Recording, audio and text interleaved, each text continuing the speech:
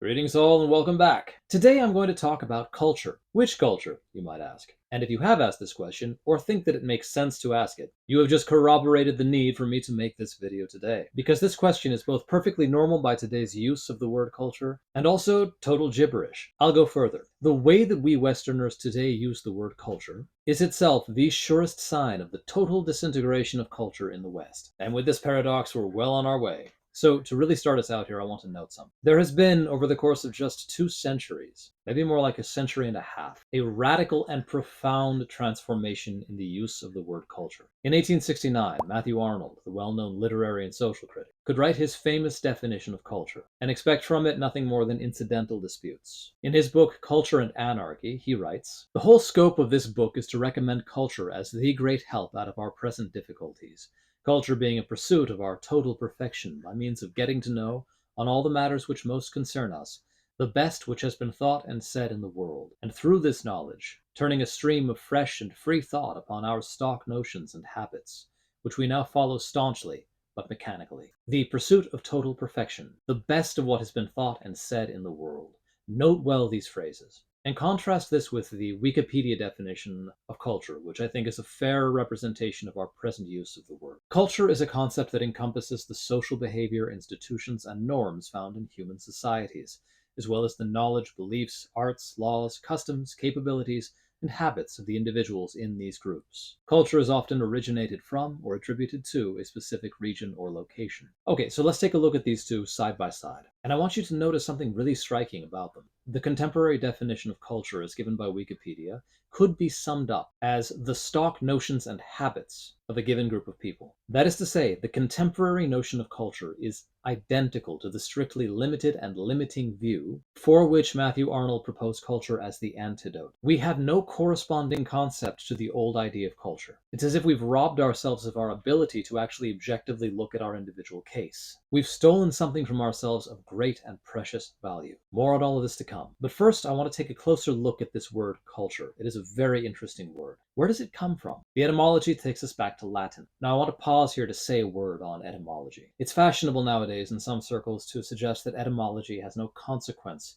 for word use, that etymology is relatively unimportant for understanding the current use of our language. There is even a putative logical fallacy which comes from this view, namely the so-called etymological fallacy. Now, this fallacy is ambiguous. It's not entirely clear what it's supposed to mean. It's sometimes taken to mean merely that the oldest use of a word of which we know cannot be taken as identical to the contemporary use of the same word. So, for instance, if you take the word fond, today it means affectionate toward or endeared toward, whereas originally the word fond actually meant something like crazy or insane. So according to this view of the etymological fallacy, it would be a fallacy to assume that fond, used in a contemporary context, means insane rather than meaning simply affectionate, endeared toward. And if this really is the meaning of the etymological fallacy, then all I can say to that is, well, duh. But this fallacy is often taken to mean something a little bit more. It's often taken to suggest that etymology has no relevance whatsoever for a word's contemporary use, and that it would be a logical fallacy to assume otherwise. And here I must demur violently. Now, this fallacy would be an example of what I like to call the fallacy, namely the unhappily commonplace practice of inventing logical fallacies out of the whole cloth, and then using these fallacious fallacies to critique or disarm arguments that you simply don't like. Etymology is vitally important to understanding the strata of meaning in our language. The etymology of a word is obviously not identical to the meaning of that word, but it is intrinsically included within the sphere of that meaning. In one of my earliest videos on this channel, which I dedicated to defending the use of fancy words in our language, I insisted that one of the great treasures in English is the tremendous etymological variety of its lexicon. And the reason that I maintain this is that every word carries its history inside of it. It cannot have done with that history. It is colored by the shades of that history. A word is a bit like a human being in this respect. A human being who lives long enough might transform over the course of his life sufficiently that he could appear to be a different person altogether as compared to some earlier version of himself. But he will always carry with him his past, the person he has been, the things that he has seen and done. And words are a little bit like this as well. We study etymology to gain a deeper comprehension and appreciation for our language. And this is a study which can never have an end, because the histories of words are buried in the deep past. We can't ever get to the original roots of words. We're always fighting against the darkness. This is a peculiarity of our state as human beings. We live immersed in our language, and can as little stand outside of it as we can escape the senses by which we perceive this world. Now, does that fact of being immersed in something that we can't fully comprehend send us spiraling into relativism and subjectivism? Well, it happens that that question is profoundly connected to the cultural crisis of our time, so we'll get there. But to wrap up this apparent digression on etymology, I merely want to state that the observations I presently make on the etymology of the word culture are, in my opinion, strictly necessary to understanding it, to understanding its historical developments, to understanding what's happened to it over the course of time, and to understanding where we are presently with regard to it. It is not just antiquarianism or some kind of mild scholarly curiosity which compels me to this kind of investigation, but rather it is a vital interest in the meaning and the sense of this word for our situation. Words are destiny, friends, and we human beings, we word bearers, are affected and afflicted by their destiny. Our human fate is bound up integrally in the fate of the language that we use. That's what you get for being an articulate and linguistic animal. If you wanted to avoid all these devilishly thorny problems, well, you might have thought of that before you learned to speak. I'm just saying. Now, the word culture is particularly interesting in this context because we actually have a very good idea of precisely when and how it originated. It makes its first appearance in the work of the Roman statesman Cicero, in his work on Greek philosophy, the Tusculanae Disputationes, or the Tusculan Disputations. It's in this work that he coins the word. He speaks of philosophy as being a means toward cultura animi, the cultivation of the soul. He writes, "Philosophy is the culture of the soul. It tears out vices by the roots, prepares the soul for the receiving of seeds,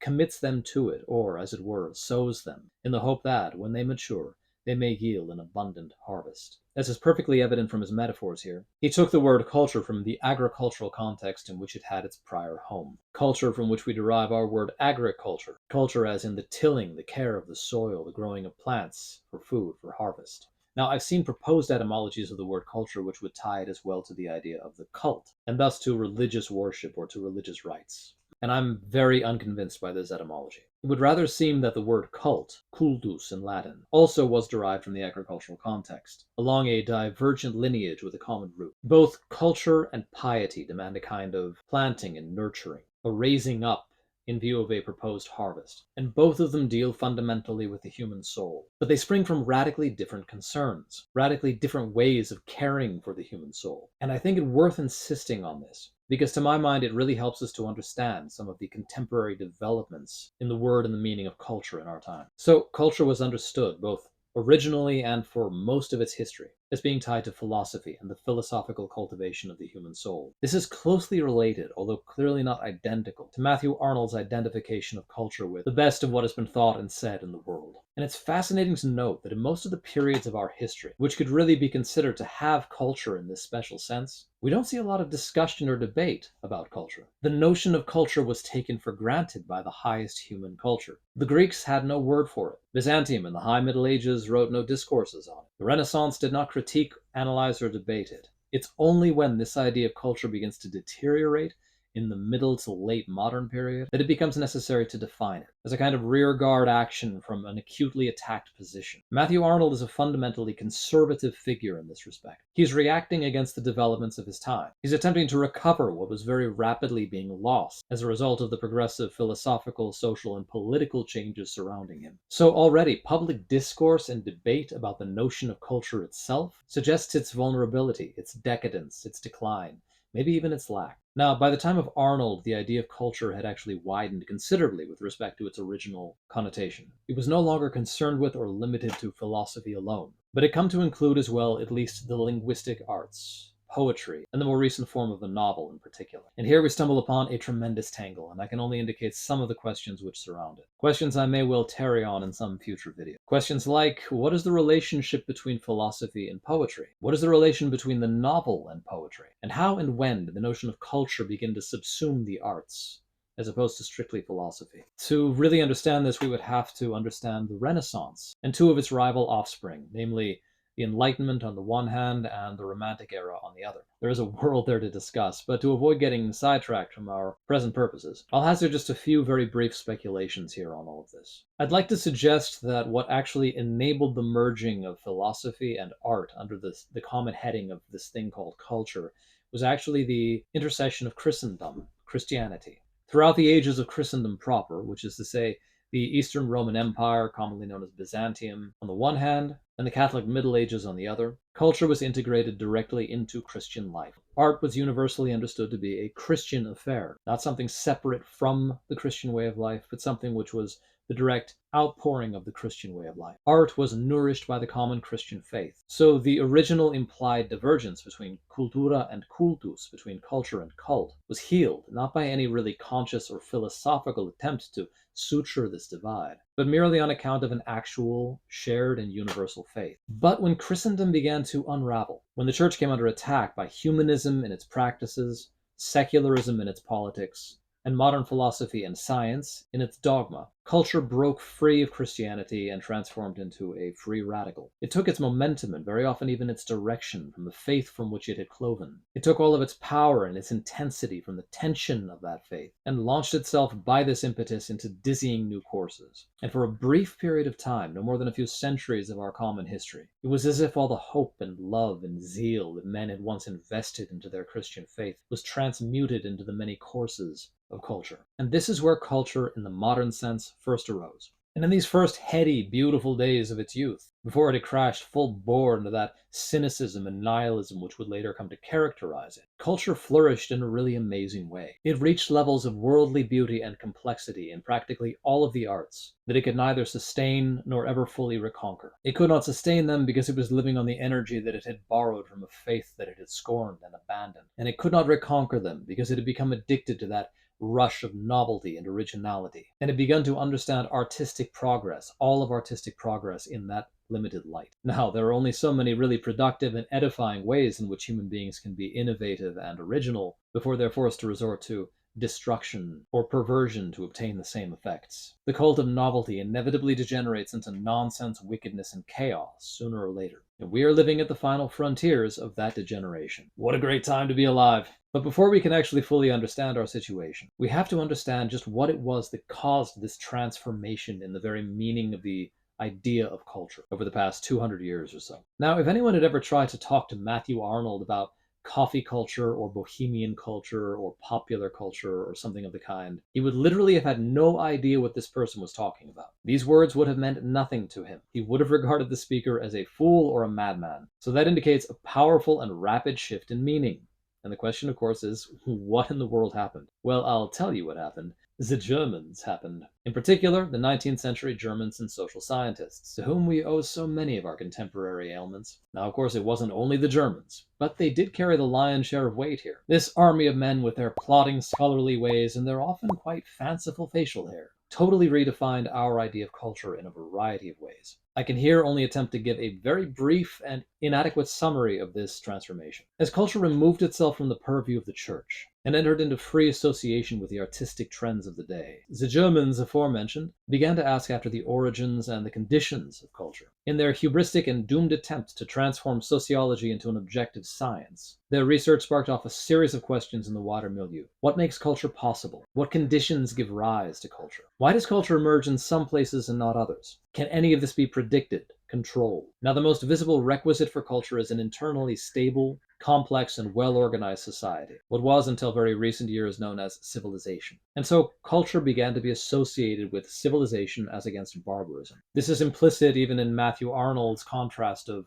culture with anarchy. The idea of culture thus began to subsume not only artistic and philosophical achievements, but also those modes of life, those social hierarchies, those sociological structures that made these achievements possible. But in all of these analyses and investigations, there's a rub. The same scientific attitude which gave rise to this new field of investigation also insisted on a value-neutral approach to the same. If the so-called soft sciences are going to be made into hard sciences, they must obey the cardinal rule of all scientific inquiry. They must be impartial, neutral, objective, and this attitude must be maintained at all costs. The social scientist cannot permit himself to say that one civilization or one society is better than another. He cannot rank order different ways of life, different individuals, different habits or customs or practices. He can at best catalog these things. Now, this is a self-defeating and self-contradictory attempt. It cannot be maintained. Almost every distinction that one could possibly make about the human world, the human ways of life, implies and depends on value judgments. You cannot even categorize different lifestyles or human beings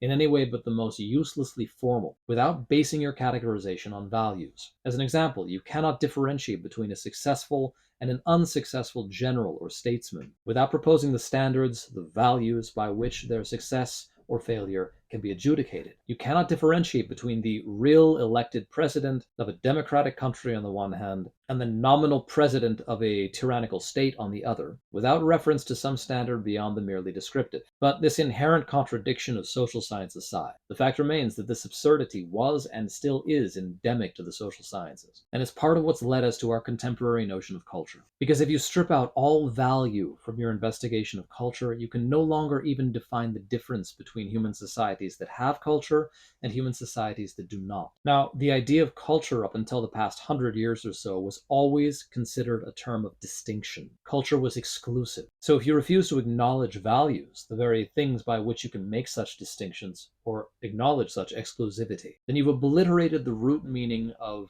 culture as it was originally and always understood. And this leaves you with two possibilities. You can just stop using the word, throw it into the dustbin alongside all those other terms that we in our contemporary scientific and democratic attitude have permitted to fall into desuetude. Words like nobility, virtue, honor. Or else you can do what we've actually done with the word culture.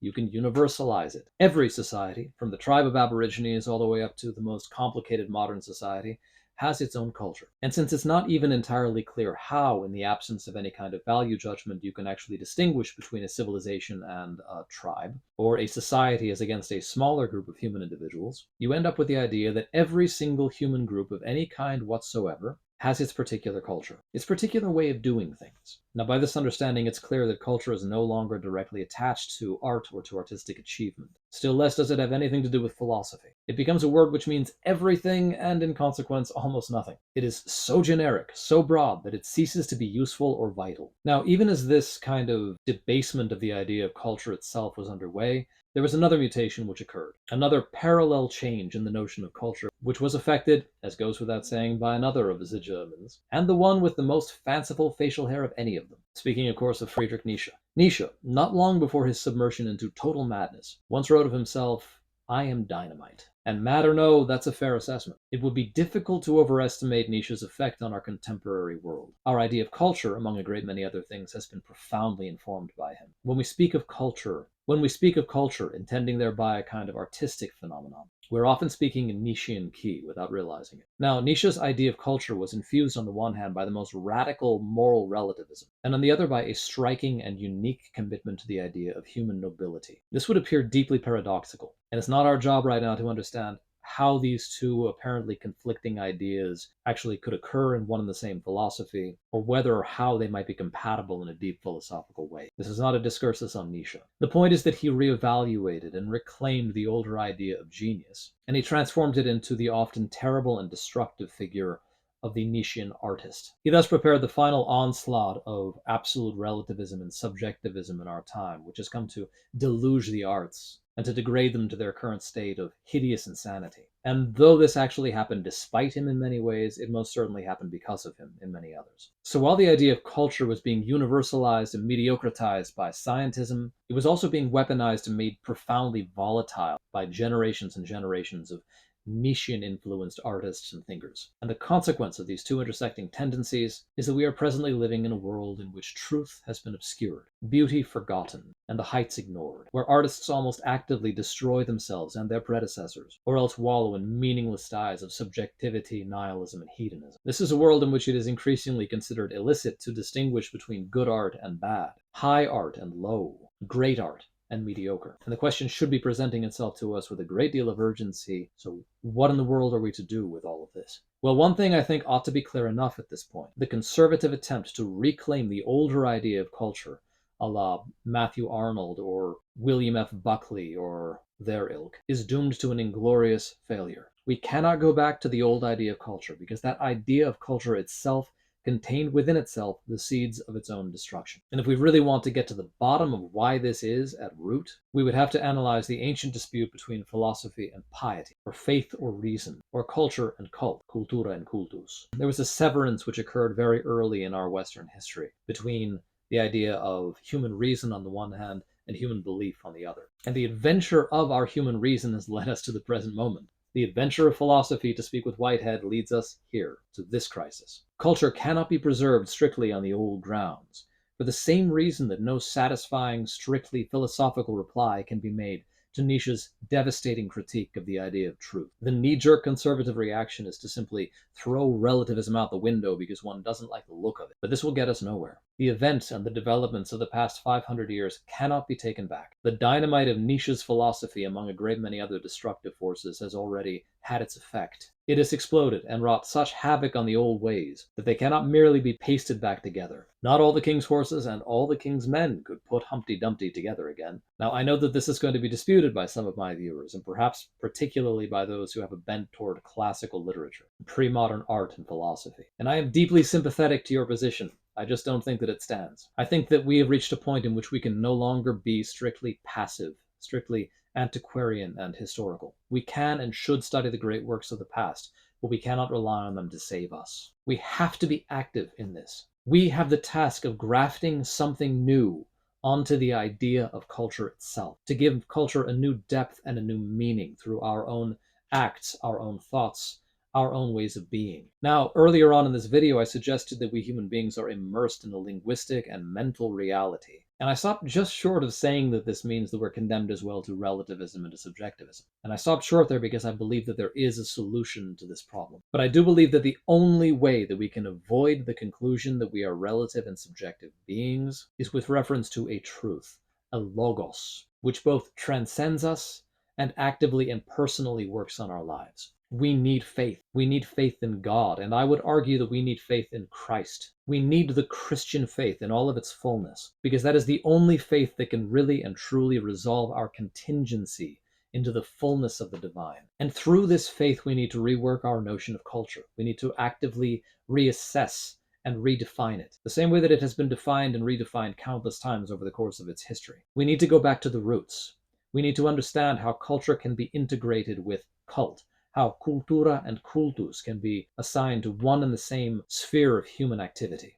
We need, in short, a Christian culture, an actively, consciously, profoundly Christian culture. That alone can transcend the limited and the nook cultures which proliferate around us. We need an idea of culture which is informed by an absolute truth, which is gifted to us by an act of grace, by a transcendent being. Because short of this, we really are mired in the abysses of relativism and subjectivism, and we will never escape from those.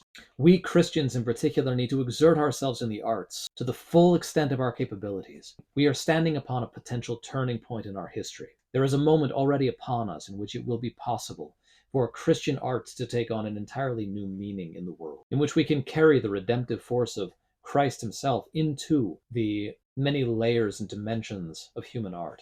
But this has to be done in a way which is far transcendent of mere Christian propaganda. So much of Christian art resolves to this kind of one-dimensional attempt to simply state one's beliefs, and that is not sufficient.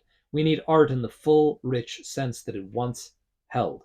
We need to reclaim the idea of culture as it has existed throughout the course of history, but giving it that dimension by which alone it can transcend its limitations and avoid this kind of collapse, this kind of decline into the abysses of uncertainty and insanity. And then for this reason, we need immersion and training in the old culture. It's only by being fully aware of what that culture was that we can actually bring it into the world with a new force and a new flourishing. And so this is my call to action to all my fellow Christian artists out there. We have an opportunity to actually form a new culture, a new idea of culture itself. This could be a beautiful historical moment if only we apply ourselves to it with the right spirit. It's going to take everything that we've got, but I think that we're up to the task, and I think that there are possibilities arising around us which will make it possible. The earliest Christians moved in a pagan world. They went out amongst the pagans and they conquered paganism on every level. The spiritual, the philosophical, the religious, the social, the political. In our time, a neo-paganism is making its most emphatic reappearance in the arts. And I think that we can begin to understand some of the reasons for this in everything that I've said over the course of this video. Our task as Christians is to reclaim that ground for the faith, to make way for a new kind of the cultivation of the soul in the fullness that it could not possibly have attained merely through the arts alone, but which, if it is informed by those same arts, becomes the more beautiful, the richer, and the fuller. And if I can leave off with a question which has plagued me for many years now, I think we really are coming to a moment in which we have to ask ourselves, what is the nature of the Muses? Can the Muses be reclaimed for Christianity? Are there such things as Christian muses? What is the relationship of the Muses to Christ? So on that note, I'm going to close this conversation. It goes without saying that I am acutely interested to know what all of you think about this, whether you're an appreciator of the arts, whether you are yourself an artist, whether you are yourself a Christian. If anyone would like to make a defense for a different approach to art, one which is not grounded in Christianity, but which could at the same time in some way redeem our fallen cultural state, I would be most open to hearing that. And if anyone has any thoughts on this question of the Muses and Christ, I'm definitely more than curious to know about them, because this is something that I've been struggling with for some time. And I think in a certain way it's our fate as modern human beings to struggle with this continuously. So thank you so much for watching through to the end. I'm actually looking forward to what the coming years have in store for us. And if we can't maybe resurrect this ancient idea of culture and bring new life to it. And so with that, I'd actually like to remind you that I'm presently publishing in serial form a novel, which inevitably will touch upon some of these questions, either in its form itself or else in some of the actual events that happen over the course of the book. I hope that's enticing. You can find a link in the description. Please also like this video if you've enjoyed it, share it, subscribe to my channel if you haven't, leave me comments. I'm always interested to hear from you. Thanks again, and farewell to you all.